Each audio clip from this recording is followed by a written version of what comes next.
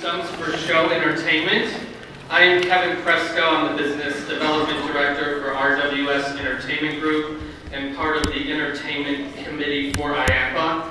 If you recall, last year I had some very lovely, sparkly shoes on, so I have to maintain the tradition. I always say, be remarkable and always sparkle. There it is. When in doubt, glitter it out. There it is. So what are we going to cover today? Introduce my lovely panel. We'll talk about what is virtual reality, what is augmented reality, what is mixed reality. Give some examples of what's happening today in the theme park and entertainment activations. Talk about, open the floor for question and answer, and talk about where we think the future is going to go within these worlds. First, I'd like to thank our gold sponsor, Whitewater, and silver sponsor, Craftwork. And before you leave, please fill out the pink sheet you have and submit it to the lovely ladies outside. That would be great. Our lovely panel today, TJ Mannarino from Universal, Brian Morrow from SeaWorld, and Kyle Banuelos from dotdotdash. I'm going to hand it over to Kyle to kind of introduce us and define what virtual reality, mixed reality, and augmented reality are, so we're all on the same page. Cool. Awesome. Yeah, I think sometimes these things confuse people even more, but the separation of them are very important. So at a really high level, virtual reality is something people probably relate or draw a connection to brands like Oculus or HTC Vive, fully immersive, computer-generated VR or environment. Augmented reality is more a see-through experience, kind of popularized by the Snapchat face filters or Pokemon Go. The physical world enhanced, objects or places enhanced by digital content. And then mixed reality is a term you can think of kind of around mixed reality shoots, so compositing of digital content in an environment, and Microsoft, when Windows uses that term with their head-mounted display, the HoloLens. Great. Now I'll hand it off to TJ to just kind of talk to us about how you're using virtual reality.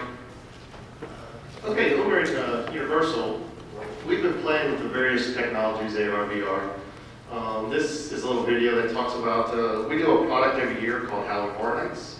It is a yearly based Halloween event that runs to about 9 haunted houses, serious scare zones and stuff like that. But we do a lot of testing within this environment. It's great because we change the content every year. We play with technology, and it gives us an opportunity really to put the technology in the guest's hands. And actually working with AR VR has been a big goal of ours to really how can we expand the show content for our guests, make them somewhat content providers for us.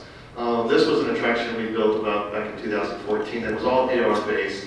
You went through a series of different types of experiences as a 4 or 6 person group. And as you went through, this was kind of a seance. You were handed basically a tablet.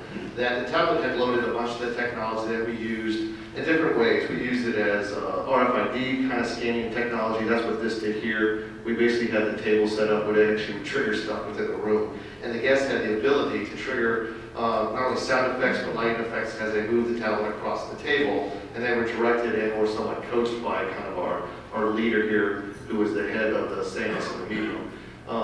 When you came out of here, you went through a few other things. This was also some simple AR tagging. We had stuff within the hallways that basically gave you ghost writing. Our whole intent of this attraction this year was a way to actually help the guests really see and experience supernatural and paranormal activity. Most of the time when you go on like ghost tours with any type of natural city, you hear these great stories, but you really never see the physical evidence of ghosts.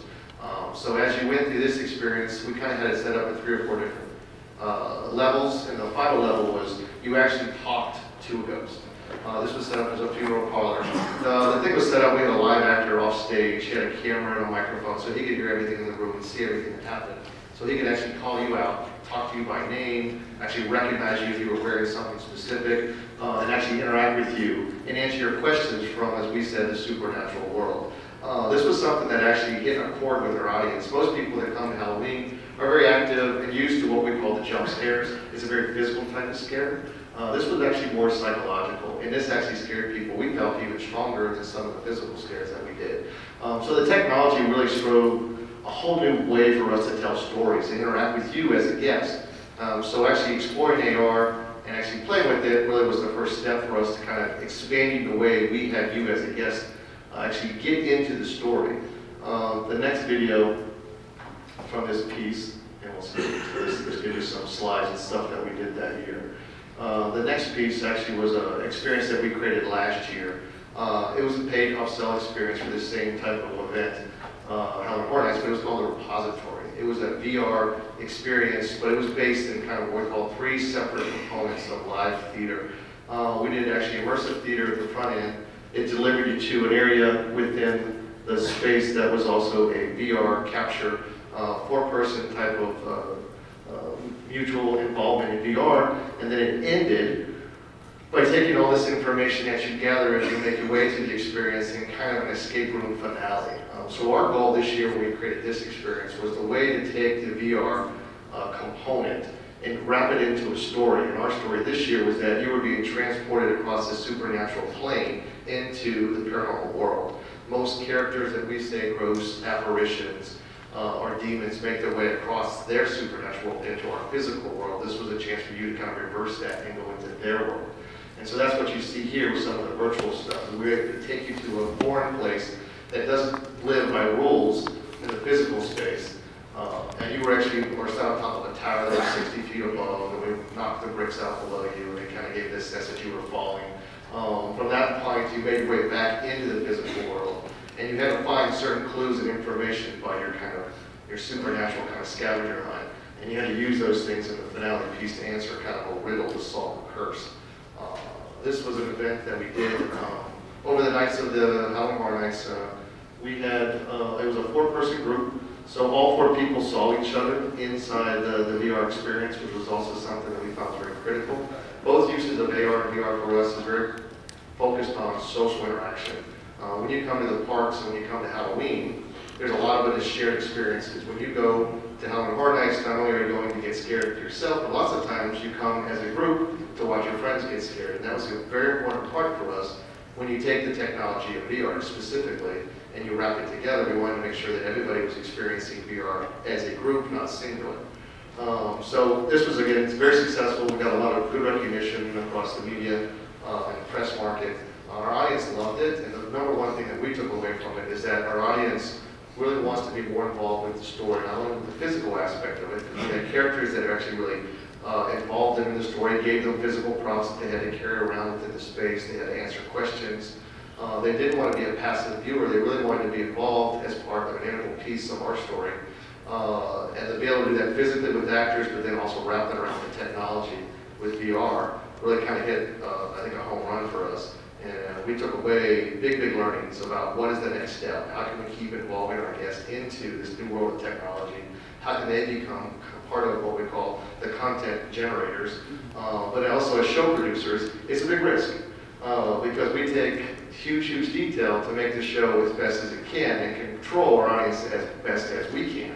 But when you give the guest the ability to kind of control your story, you're putting yourself out there at risk. So it really gives you new type of design problems and story problems of how you create the content that gives your audience the feeling that they are actually being an integral part of creating the story, but also within parameters so they don't take you off a path that then suddenly really disturbs the experience for everybody.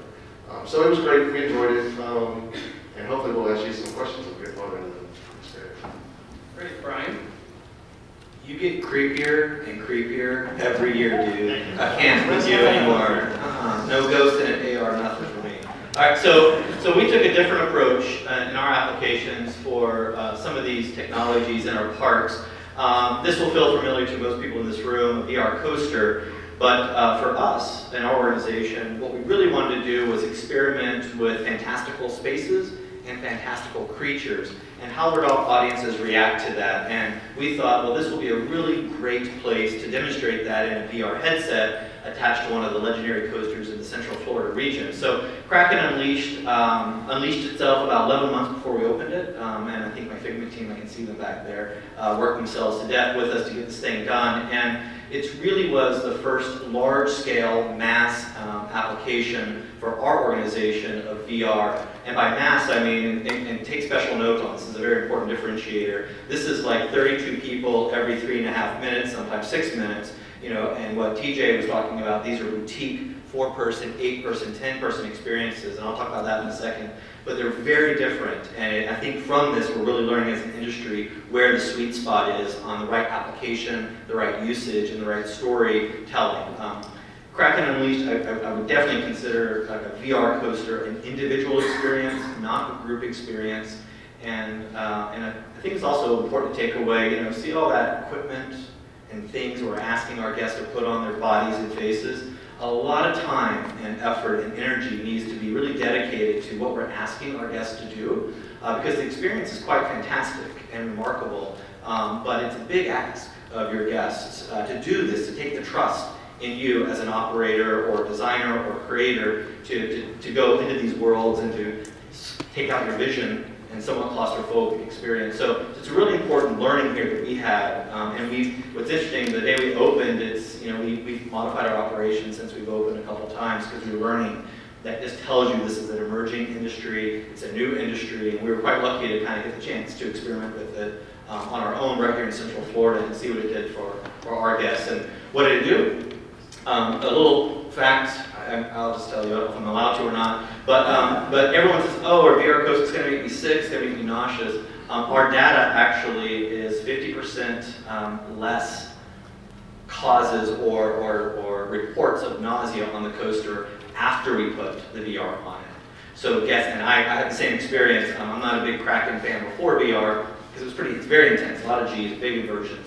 But with the headset on, I could do it multiple times and be just fine. So good learnings there for the industry, I think, that no one's talking about. We went to go build the best-in-class, world-class VR coaster. We did that. We met that obstacle head-on, and there's a lot to expand and make better the next time around for all of us. But a lot of good learnings here from a creative standpoint of what guests will expect in the fantasy category in VR, and then what they'll expect from a thrill ride category as well. And we have one more here. This is more akin to a boutique experience. So the question posed by our chief officer of our company was, how can we use new technologies to get our guests to places that we cannot safely take them? And so we went right to the cream of the crop and we said, how about in the water with killer whales? Because we have a lot of killer whales. So and our guests are fascinated by these whales and fascinated to learn more and digest more about these amazing creatures. So this technology allowed us to take our guests into places we couldn't take them through underwater acrylic or other places. And it did a very different job than Kraken Unleashed did for us. What it did is it triggered responses from what's called our super fans. People that love and adore us and want to consume this information and want to understand about these animals and get closer to the data. And we were able to do it in a way that looked cool, was cool, and this experience is 12 people at a time, every about 15 minutes. So it's kind of more of a boutique attraction, a little bit more of a group experience than it is an individual experience, because you kind of go in together, you have a host, it's more personalized, it's more calm than a big ride station, which can be quite hectic. And from this, we discovered quite a bit, and I won't disclose everything that we discovered because it's good information for us that we're moving forward with, but from the guest perspective, it really just felt like, hey, there's some cool new things happening at SeaWorld. I'm fascinated by these animals. Now I have a way to get into the water with them safely. And we did a lot of, this took a lot of innovation.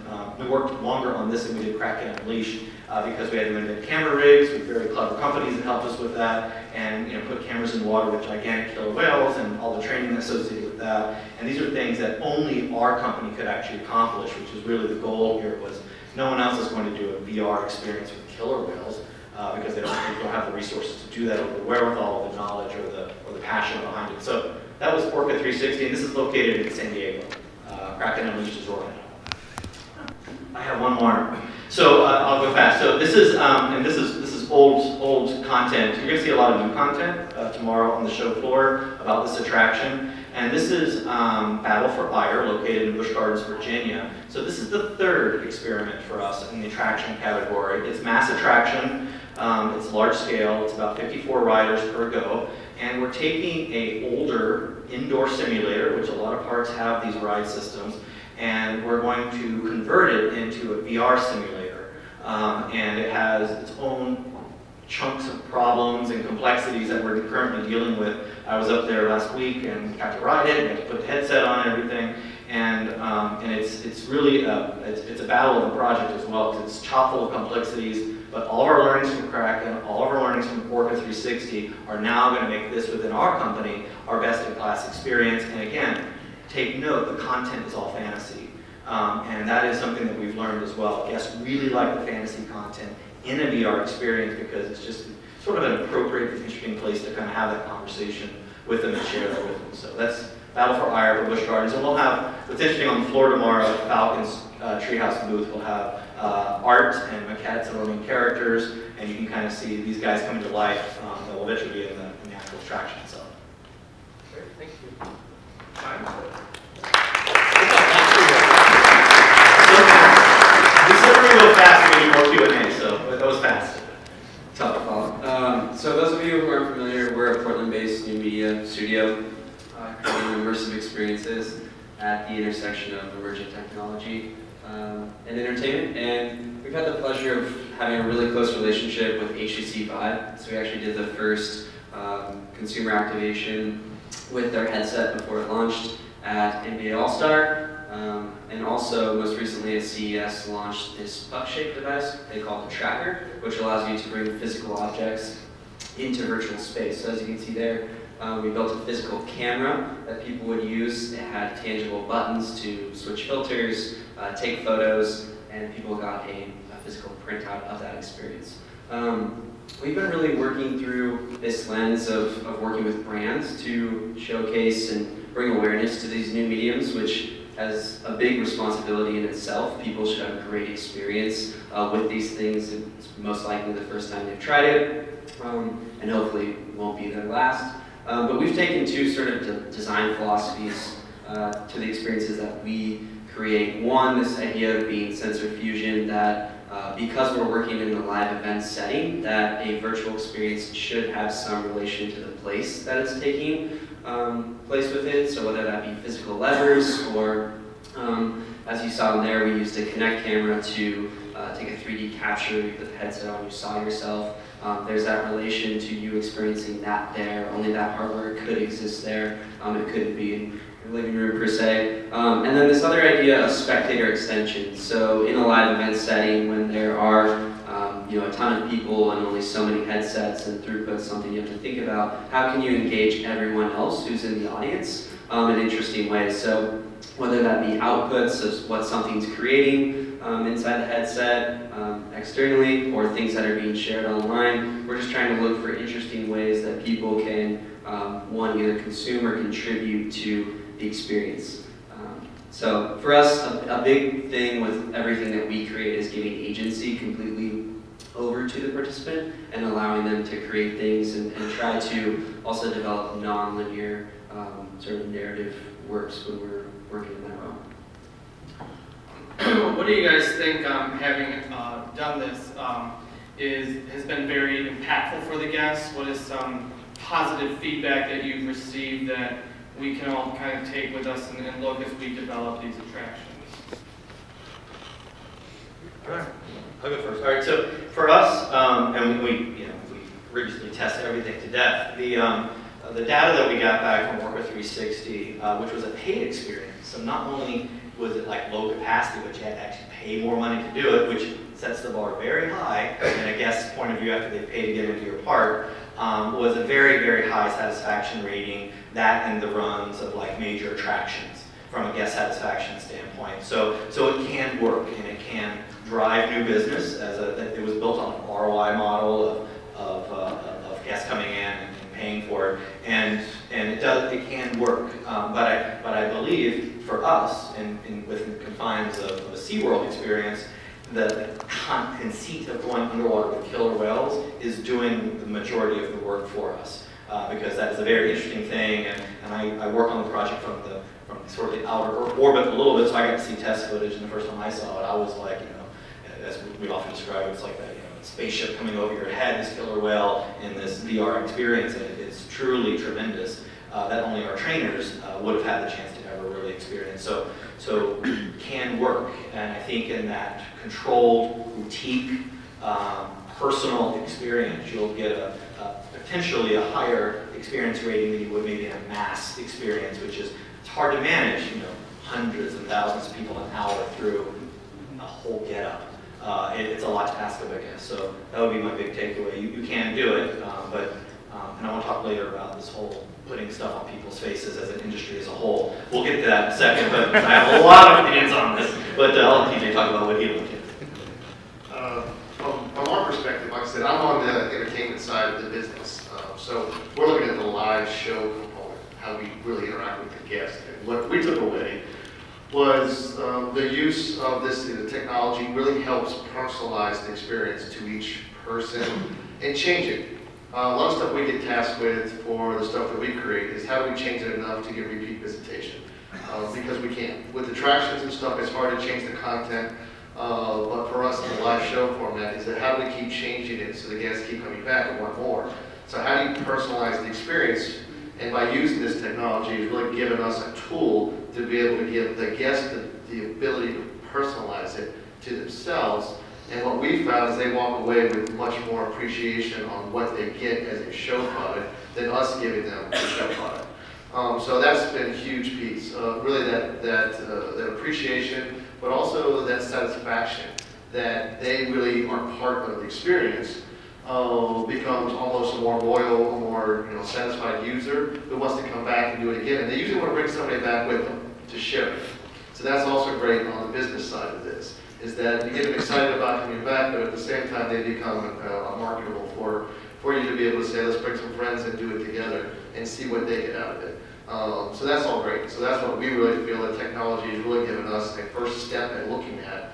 But as there is opinions too, is that there is challenges that come with that. But like I said, I think it's definitely worth it because what we took away was that everybody who went through the repository, which also was an upsell experience, on top of a ticket price for the event itself. So that's a double hit. So you're not only paying for the event, which is Halloween, but you're also paying for the VR experience. And we were very questionable, were people going to do this? Were people going to really get satisfied with a price point that we even felt was a little bit probably more than we wanted to, but we felt it was valuable for us to kind of get a sense for what we thought the market really would ignore. And what we got, everybody coming out of it, was they really enjoyed the experience and they really wanted to see more of this style of experience within the attractions that we produce. So those were probably the big takeaways that we really got excited about. Yeah, I think we've seen a lot of the same things. Obviously, success is determined based on the goals you're designing for, but giving people agency over experiences, letting them create things, people love that, and also, letting them share that. So a lot of times, with our clients, they want to see these creations be shared across social media, and we've seen a lot of success in streamlining that process for people, especially from like events. Delivering that to them and leading to this Adidas event that we did like 45 million plus impressions for one night of this piece of content that was shared by each of the creators across. So agency and giving them easy ways to share something they're really proud of has been successful for us. We've been talking a lot about maximizing the return on investment with our guests, also the challenges with throughput, whether it being something that we have to keep putting people through or a boutique experience.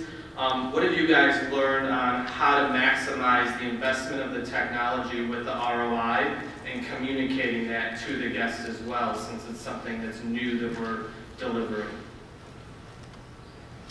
I think the window is closing on, so the constructive putting on equipment onto your head and all the grossness that comes with that is compelling and interesting to the guests, but I think the window will start to shorten on their willingness to pay for it.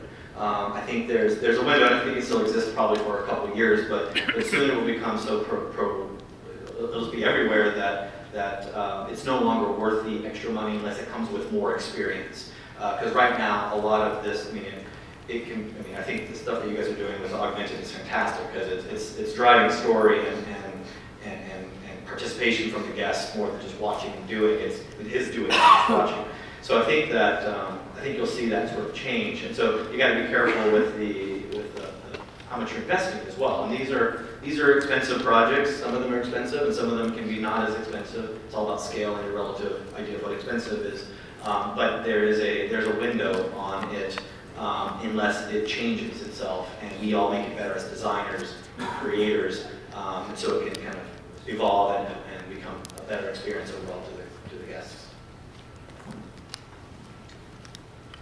Like I said, I'll just put my, you know, it's been a challenge. Like I said, and it is, when you start to look at the level of investment and what you have to do to get return on that, from just capacity flow, how many people per hour, what type of real estate you need.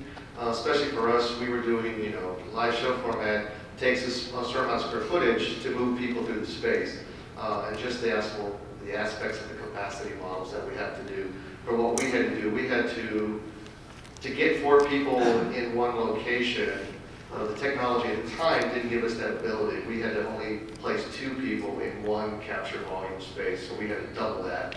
And then to get the capacity numbers up that we wanted to kind of run on an hourly basis, we had to build 2 sets of basic double stages. So we had to spend the real estate capital, basically, of 4 actual capture stages, about 20 by 20. That's very tough. When you start talking about the real estate and how many people you're actually moving through that. So that's probably been the biggest challenge that we've seen with this type of technology too, is that to do what we want to do with it, to get the connected social component, it takes a fair amount of real estate, it takes a fair amount of equipment. All the time invested in getting people in and out of the equipment also is a challenge. And then trying to wrap that around a story that will continue to flow to it was probably our biggest goal. And we felt that we did good, but I think we still learned a lot that we could do better on. And the thing that's great about the technology, and probably a little bit of the challenge I think we all face, is it's changing every moment. You know, 5 minutes, 6 months, a year from now, all the stuff that we've either figured out and come up with a good solution for, we're now posed with new equipment that might help solve some of those problems, but might inadvertently create some new problems that we have to solve again too. So I think that's been the biggest challenge too, is that you have to solve for a lot of variables, especially in a theme park environment that we both live in, of how we keep, there's a certain continuity that the guests expect when they walk into the doors, of how the attractions are seamless, somewhat easy to get on, easy to get off, don't want to wait forever, and really don't want to pay in some aspects. So those are the things that, you know, we've been trying to solve for with the technology, but at the same time, the technology keeps changing, so it's becoming a constant chase. It's the grand experiment. So kind of before we open it up to the floor, can you talk about the process of creating a VR experience? What is the ideal timeline for this? What is going on in the involvement of media creation to testing various equipment that are going ahead? How does it integrate with you know, guest capacity, guests riding on roller coasters? What is that process for you in developing these experiences? Okay, now I'll say ours is not what you would expect, because part of our process for the repository that we did, Halloween is an annual event, so our planning cycle is about 12 months to 18 months that we turn over the content completely. The VR experience was something that came late in the design process too, so we didn't have our full 18 months to even design and develop this thing. We did this thing in about 180 days, which was insane. So with that, starting all right out of the gate, we knew that we're not going to have to create new technology. We're going to have to go find technology that we feel sits in the area that we want to kind of play within. So we went out and reached out to a bunch of different VR vendors at the time who are producing content. But at the same time, we wanted to wrap the experience around, like I said, these other type of components of live theater. So we started off, really, like I said, on a very, very quick timeline. We ran through, most of the time was invested was that creating content itself. The technology, like I said, we left as is, and we just tried to figure out how to build the experience around the current setup of technology that was available. A big challenge too for us was also understanding, you know, what is the best and quickest way, because for us, You know, most times VR experience that we'd seen at that date, this is a year ago, were standalone VR experiences. You started by getting basically suited up, go through the VR experience, and then you ended the experience still in VR, and then by taking off the headset, you were pretty much out of your show or out of your story. For us, we were very specific in trying to put it in the middle of ours, trying to figure out the transition of how you get into VR and out of VR was a time crunch that we really didn't want to make. We had to boil it down to we really wanted to get you in and out of the headsets in less than a minute, which is kind of crazy with all the stuff you have to do. So one of the things we went with a VR company called VR Studios at the time out of Seattle, who actually had a wireless system. It wasn't a tethered system. So that was something that we got excited about, that we could actually get you inside. We didn't have to worry about a backpack rig for a free flow type of VR, which is mostly what's out there right now too. So that was another thing. So we could eliminate a lot of the technology and the stuff that you had to put on to get you into VR. And it was also simple for us to do the cleaning and reset before we brought somebody right here behind you. So that's, again, a lot of it starts for us, at least on some of our ends, is what's your end goal? What do you got to get to? How much time do you have to get there? And then what do we choose? What's the best technology? What's the best storytelling apparatus in the way of the equipment? But also is what is the overall experience we want the guests to have? That drives a lot of our decision making. And it really actually starts to really limit what we might be able to do more of because we really want to go after a certain type of market for what the experience wants to become. So for us, like I said, it was very quick. We got through it. We got very excited about how the flow worked because it did go seamless the way we wanted it to. And the front end and back end actually seemed to accentuate the experience. So it wasn't just based on VR. So that was another thing that we were also striving for this experience. We didn't want it to be all about just the VR, the technology, and the graphics. We wanted to be about this kind of experience that you went through from live performance and interactive theater into VR and into kind of this kind of relying on your group to solve a puzzle or riddle. And what we found was it was an interesting mix. Everybody came out of it, had a different thing that they liked about it. People liked VR, they were definitely heavy on the VR. People liked the experience with the performers because they felt it was definitely more interactive than maybe what they've had before in some of our other experiences. And some people liked the puzzle solving at the end because they were challenged, they had to depend on their group to solve this thing, and they had to kind of work together as opposed to still being singular in the experience. So I think the combination of the three is what we took away as a success, but again, it posed a challenge because of the accelerated timeline. So again, I ramble, but I think that the goal is that when you start, it really is to identifying, what is your experience and what is the technology available for you to get to that experience if you're not creating it yourself.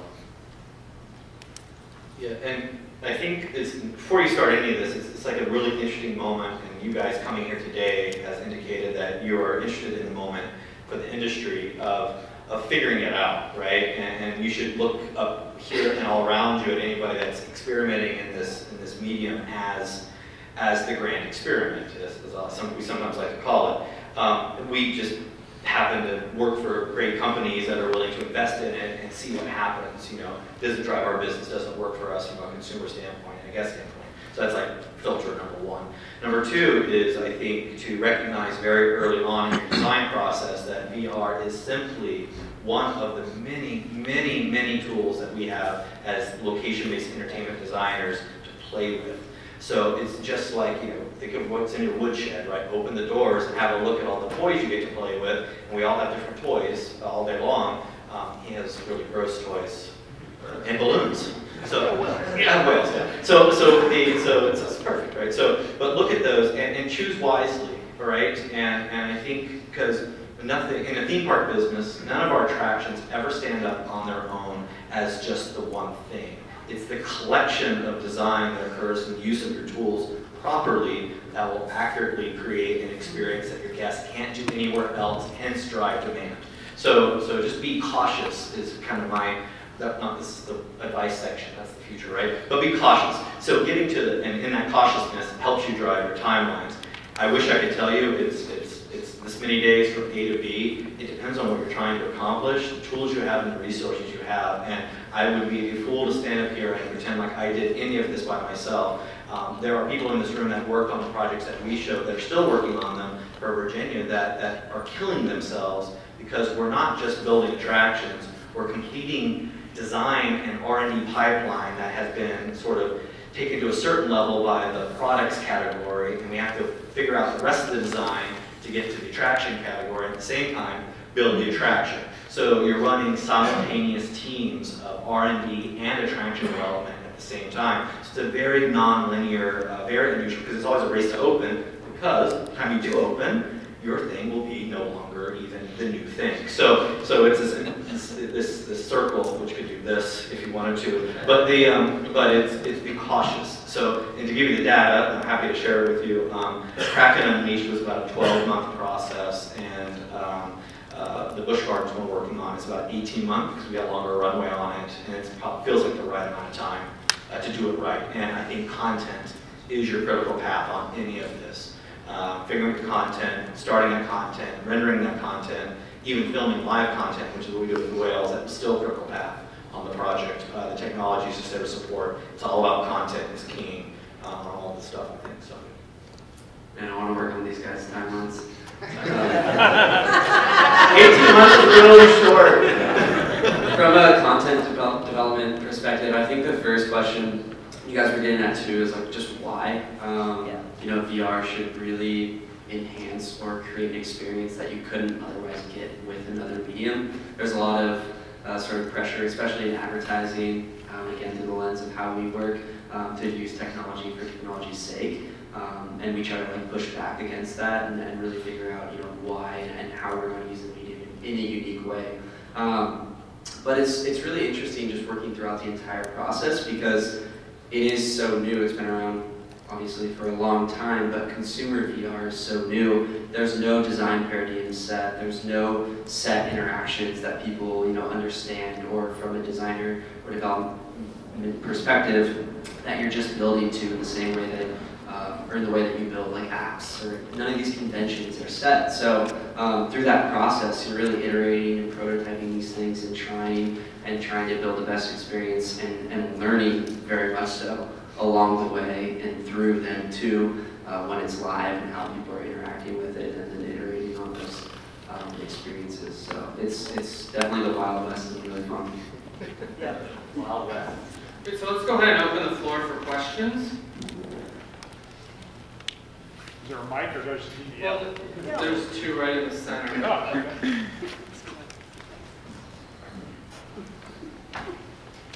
Hi, my name is Chris. I'm the head of business development for an LA-based visualization company called Proof. And we've done previous tech bids for several high-profile VR experiences, some AR stuff too. But what we found is that these new AR and VR tools are also wonderful tools as visualization tools themselves, as design tools. So as opposed to VR for final content and user experience, how are you using AR and VR as a design tool for potential attraction? Yeah, you're totally dead on. We're using it on Infinity Falls. The Rapids ride is completely visualized. We wear Oculus to look at it, or VR, it doesn't matter. We put the thing on our face and we see the stuff, right? But it allows us to ride the ride, see the ride from any view. We just finished studies to make sure we don't have any visual intrusions on our ride. So it is used constantly. We have, I think every project we have that's considered a major attraction is visualized digitally and reviewed within the headset, various headsets, doesn't matter. Because they're white, some are white models and some are not white models, because they're used everywhere. And what we're seeing is that it's the architectural and design firms are trying to get into it, and they're making their way through it. They're not efficient at it yet, but the companies like yourself are like really well poised to supply those services to design firms around the world, because the owners are going to want that. Very soon, I can imagine the day that I sit my CEO down in a headset and say, do you want to buy this attraction we just designed? Have instead of renderings, right? We're close to that. We're doing a combination right now, it's about 50-50, but very soon it could potentially be all in the headset for concept pitching and proofing and walkthroughs, etc. So. It's a great question. I love you brought that up. We use it the same way. It's amazing, especially to like architectural firms. These models that would be built, and you look at them from like a bird's eye view. You never get that perspective. So to be able to see things at scale and to move around an environment and previs that stuff is really helpful.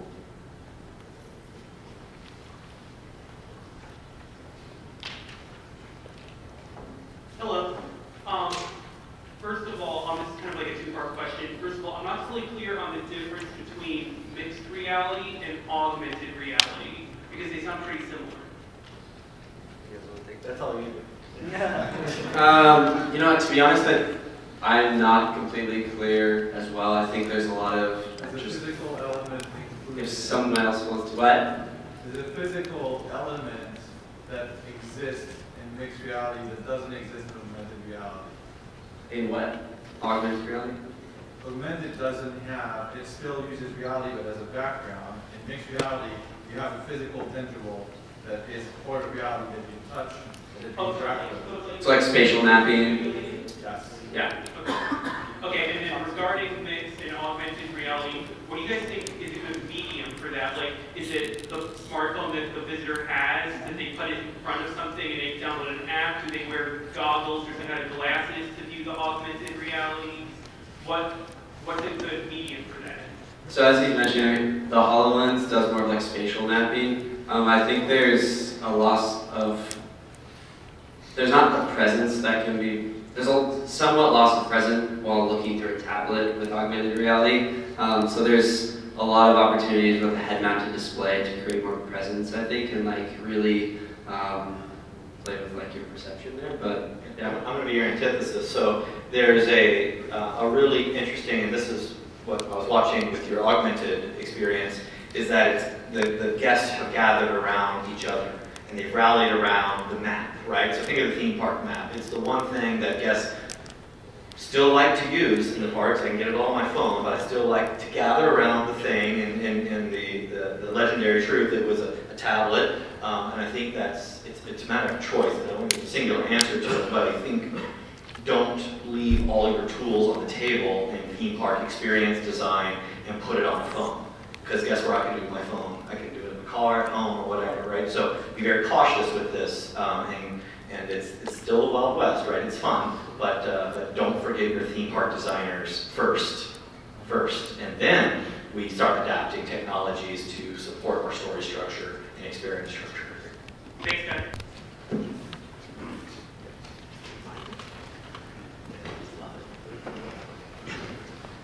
Hey, appreciate all that information. My name is John. I'm with the National Picture Museum outside of Fort Benning, Georgia. We use about 11 HTC5s to run folks through a Humvee or a virtual Black Hawk helicopter, kind of like a combat scenario. We're always looking to make things as safe as possible for folks, and I was wondering if you guys have come across any issues with safety concerns, headsets on, possible falling over, that kind of stuff. Well, ours was the free flow that we did. Surprisingly, like I said, we didn't have any accidents, but we also took a high level of pre-planning. Within the room itself, we had, like I said, 2 headset guests. We also had what we called support people for them. The room itself was, like I said, was a pretty open space. We made sure that there was no obstacles that you could trip over, you could fall on. Most of the activity also was somewhat governed by the headset too. So if you got too close, you got safety grade, which most of the free roam type of headsets do. But we also had people in the space that helped just in case you kind of still went crazy and ran into the wall. We also padded everything. So for us, you know, we're kind of used to, especially within the Halloween event that we do, we're used to guests and their ability to be unsafe in their own environment. So we do a lot to protect them from that. So I think it's just more about pre-planning. You know, everything you expect the guests not to do, they'll do it. Yeah. So plan for that. And plan for it even after you told them not to do it, they'll still do it. So I think it's that level of you know, pre-planning that'll help make not only it safe for your guests, but also it'll convey to them a level of safety too that they'll feel comfortable. So I think all those things really help as a bonus. It definitely takes time and it definitely takes money, but I think it's worth the value of it that you get in the long run. All right, thank you. I've got a question about, I think I'll just ask it. Sorry, I'm going to be the budget guy. I'm just curious to know, like, obviously these are sort of higher end experiences, custom designed, and I'm curious to know what that ballpark is without actual figures, which you can't give, I'm sure. But, and also sort of what are more medium or entry level projects for someone wanting to get into the game of virtual reality or mixed augmented reality, that are options for people that are maybe a little bit more tentative to sort of spending the big bucks right away, but maybe want to kind of explore it. What are the options there? Yeah, as a publicly traded company, I can't tell you any of that stuff, but what I can tell you, for us, they fall into small attraction category of spend, which again is all relative. But the, I don't want to tell you, but I don't want to tell you because I want to get in trouble, so it's not day one. It's like day one, dude. I can't like be that guy, right? Water fountain at 3 o'clock, dude, okay? But the, I mean, yeah, what was the second part of your question? I had a really good answer for it. Medium or entry level. There you go. You're hitting it off exactly right. If you, depending on the size of operator, you see Universal, the gigantuan, awesome theme park organization, is placing this to their guests in their event category. They're not, I'm going to speak for TJ, they're not doing that because they only want to grow their event business, they're experimenting, right? And you're seeing it, right? And so for us, Orca 360 is about 60 guests in an hour. And so that's a lower capex. We already had a building to put it in. We built it out as a sort of this, we could have brought it to IAAPA. It's kind of like a trade show booth. We could have brought it in here. It's modular, so now we can move it to other parks to continue the experiment, right? And to find new audiences potentially for it. So finding the right small space for, based on your size of operation, is very smart, because once you open, what you have will no longer, if you care about it being the newest and greatest, it will not be. It will get outdated before you open your attraction, by the time you lock in your tent pole on the equipment that you're going to use. So be very cautious with those expectations. But people will pay for it still. They will pay for it.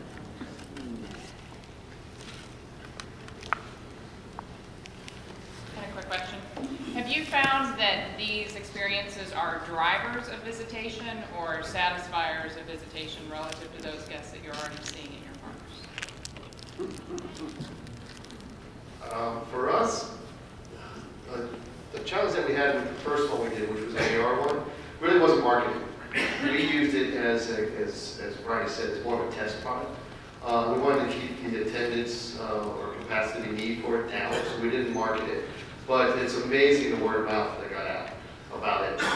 And one given night, we said, hey, if you want to do this experience, it was basically just line up, first come, first serve.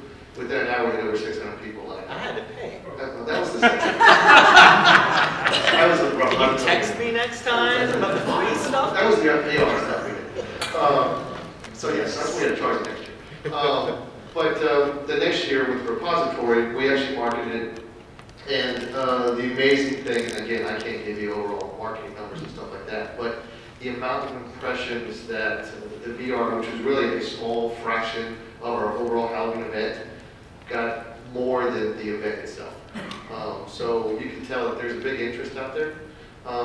Even though it's not going to satisfy the capacity of everybody that comes to the event, but it definitely drove people to be interested in what are we doing. The other thing we found about it that was interesting was it also put us in a different class for this attraction. For Halloween, most people know it through different types of publications, theme park publications, different types of maybe more horror or entertainment based, but not on the tech side so much.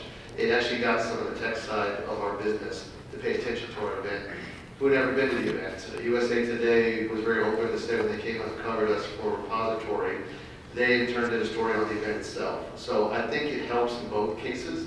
It helps not only from your audience to attract them to here, to your location. It makes you be talked about in different circles. That definitely from a marketing standpoint will definitely elevate your product. And at the same time, I think if it's something that the guests really enjoy, the word of mouth really, especially for this style experience, seems to be very, very, very prevalent in social circles and social media and stuff like that. So I think it really helps across a bunch of different channels. Kyle, can you maybe touch too on shorter events, the visitation that you're seeing through that to allow people to get product in hands that might not necessarily be experiential based, that you've now turned into entertainment activations? Yeah, typically those events, the experiences are a lot less built out and involved too than what these guys are doing. So they're almost looked at as like demo type experiences because you're trying to balance, you know, immersing people in this story, but also the throughput. So really like thinking about, yeah, that throughput with queuing systems, but also the ability that you're getting at to, you know, otherwise give an experience or showcase some product or something, whatever be the goal that they might not be able to in that space. I don't know if that necessarily answers your question, but yeah, it's a great medium to basically showcase something that they wouldn't have access to otherwise. Any other questions? So with more at-home VR options, how do you make your attraction something unique that people can't otherwise do at home? Like looking at work is more and more video is going to come out, more 3D cameras are coming out. So how do you stay ahead of that curve? I think it's in location-based entertainment, it's all about the experience again. It's not, the content's got to be good. We live in a world, physical world that guests will pay us to come into all day long. And using that to your advantage so you can't just do it at home, it can be better in our parks and facilities because we might have more capex to spend or more power to run these experiences. But it's this moment of everyone's getting there, but we're not there yet. And I can't wait to see who does this next and does it really, really well. But the moment that the transition, as TJ was talking about, from the park experience or the attraction experience, and this thing gets involved, and then it just goes away, and it just kind of all happens, and it's supplemental to the overall experience, not the only part of it, I think is key, and that's how you compete with the at-home. At-home's going to go after a different marketplace, but in the theme parks, I mean, I can put 4 G-forces on again. No, I can't put that many. I can put 3.212, whatever, my ride guys right there. So a bunch of G-forces on the guests, and in a headset is an experience you will not be getting at home, ever. The same reason why amusement parks have survived the dawn of TVs and cinema. It's just better at the parks, right? We can just do better. So it's a great question, but again, my repeating theme is we are theme park designers and experience designers, not media designers. Some of you may be media designers, but as an industry, IAAPA as a whole, we are a holistic team of creative individuals all working together to create brand new experiences. And as soon as we all, as long as we all work together on that, I think we'll figure this out for sure. You know. Where do you think the future is going with all of this? So this is going to be really interesting. So because I think we're going to have very different opinions on this, but I am most excited about the future, again, being the moment that it's no longer a VR attraction, it's just an attraction, right? You know, if we get into this race of technology and the Walmartification of the industry, you know, just like everybody's got, you get a VR, you get a VR, you get a VR, then what are we actually doing as designers? You know, we're not creating anything, we're just buying stuff. And that's not good design, that's lazy design. So I really am excited about the future of really taking these to the next level. We're very excited. Our Virginia project, which had 18 months, right? It's got a much longer runway on it. Has a much more holistic experience design. The image that you see before you put on a visor, it matches the content you see in the visor exactly. So it's this really smooth visual transition. It's not too shocking. It makes sense to the guest. You know, we're figuring out really clever ways to the future. The future also has to include really clever ways to ask guests permission to trust us in a way that we can put something over their eyes and nose. Right? Even in ears. This is like sensory deprivation, which makes it so great. But it's a huge ask, right? You are asking people to give you money, come into your facility, and trust you with whatever you have designed. And it's a big ask. And it's not just hey, sit down and put on your seatbelt anymore. It's, hey, do this and jump through this hoop and stand there, don't move there. Can you hear? Can you focus? Can you hear? Can you focus? I'm going to clean it. You know, and so all that stuff has to get gone and it has to become invisible. And you know, if I don't say this, my technology team here will kill me.